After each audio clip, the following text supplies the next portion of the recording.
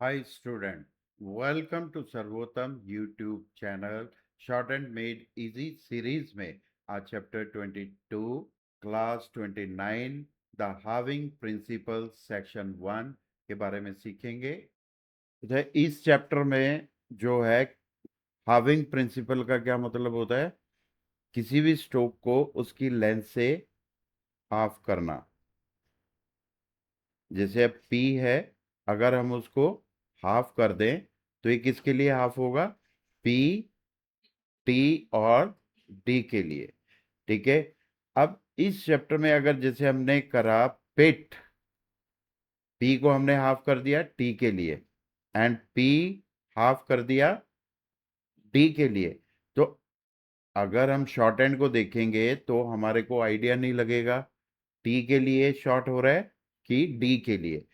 तो इसलिए रूल बन गया है कि अकेला, ठीक है, अकेला लाइट स्ट्रेट स्ट्रोक, ठीक है, सिर्फ टी के लिए हाफ होगा, डी के लिए पूरा होगा। जैसे पी टी के लिए हाफ होगा, अगर पी के बाद डी आ गया, जैसे अब पी, ठीक है, टी के लिए शॉर्ट, पी के बाद डी आ गया तो पूरा होगा। इसी तरीके से डार्क डार्क स्ट्रोक, जैसे डी है तो ये किसके लिए हाफ होगा? डी के लिए।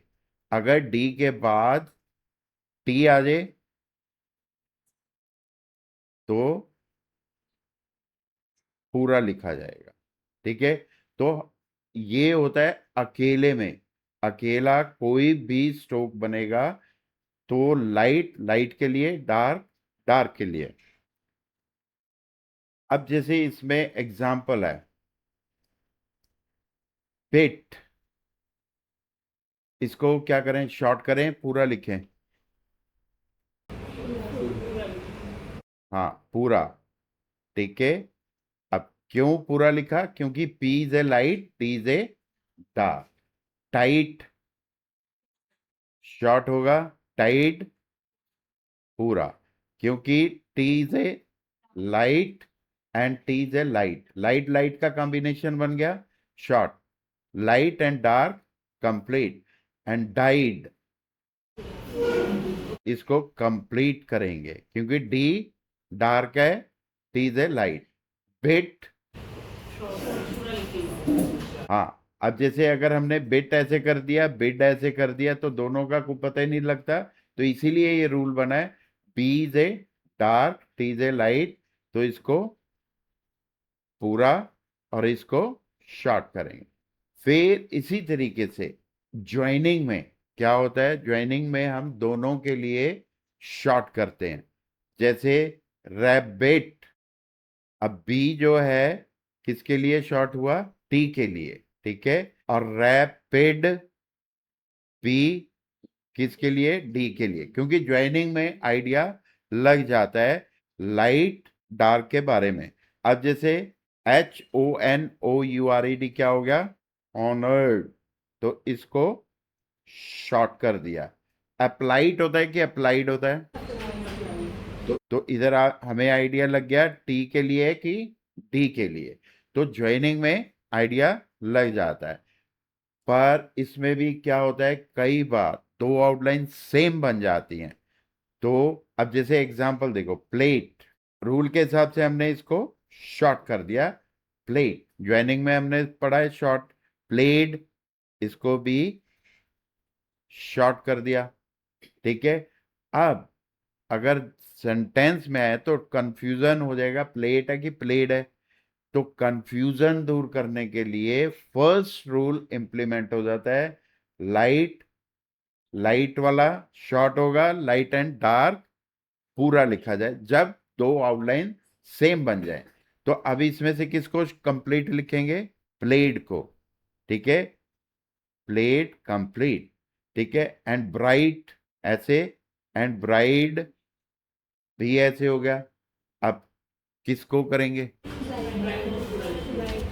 ब्राइट को पूरा लिखेंगे। ठीक है। Be dark, T is a light, ऐसे।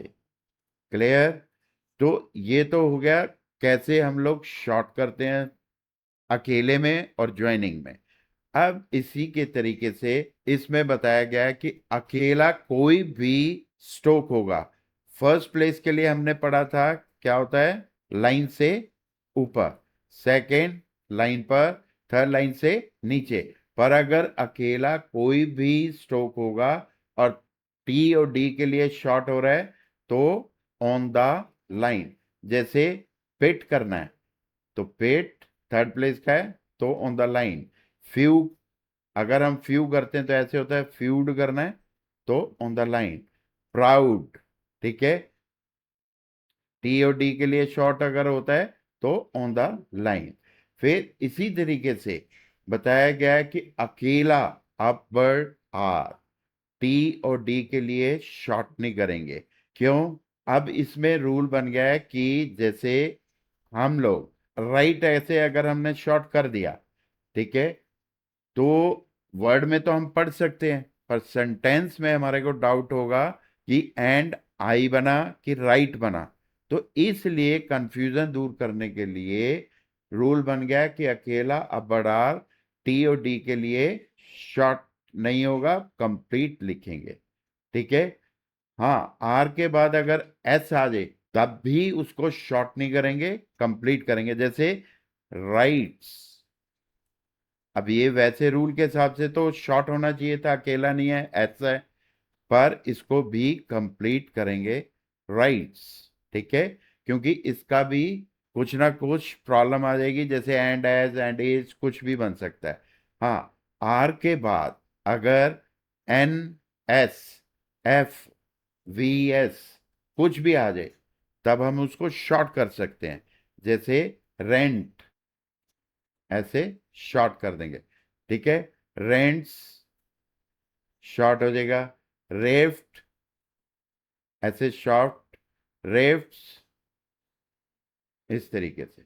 मतलब कि आर के बाद बाकी कुछ भी हुक, कोई भी हुक सर्कल आ जाए, N N S F F S V V S, तो हम शॉर्ट कर सकते हैं। बाकी आउटलाइन एज इट इज ही शॉर्ट रहती हैं, जैसे हमने पढ़ा। जैसे हाइट करना है, vowel hook circle as it is लगेंगे, जैसे पीछे हम चैप्टर में पढ़ के आए हैं। जैसे हाइट करना है तो हाइट ऐसे होगा कि हाइट ऐसे होगा। फर्स्ट वाला गलत है। क्यों? क्योंकि अकेला नहीं है। अकेला एच जो होता है वो डाउनवर्ड होता है। हाइट, हाइट के साथ टी लग गया तो अकेला तो नहीं हुआ, तो हाइट को अपर, हाइट्स, तो इस तरीके से हाइट्स अपर ही रहेगा। हंट, अब hook circle vowel as it is ही लगेंगे। हाफ्ट, ठीक है, हाफ्ट, हाफ्ट्स, इस तरीके से, ठीक। अब इसी तरीके से होता है कि अगर ट्राइफोन वॉवल्स आ जाए तो आउटलाइन कंप्लीट कर दी जाती है। जैसे फाइट हमने ऐसे करा, फायट ऐसे, डाइड डाइडम, इस तरीके से। फिर इसी तरीके से होता है टी और डी के बाद अगर वॉवल आ जाए तो आउटलाइन कंप्लीट कर दी जाती है। जैसे पिट, पिटी, ग्रीड, ग्रीडी, ये चीज, ठीक। तो ये तो मेन रूल हो गए, ठीक है। इस चैप्टर के बाद जो नेक्स्ट वीडियो है, हाविंग प्रिंसिपल सेक्शन 2 चैप्टर 23 में मिलेंगे। Thank you.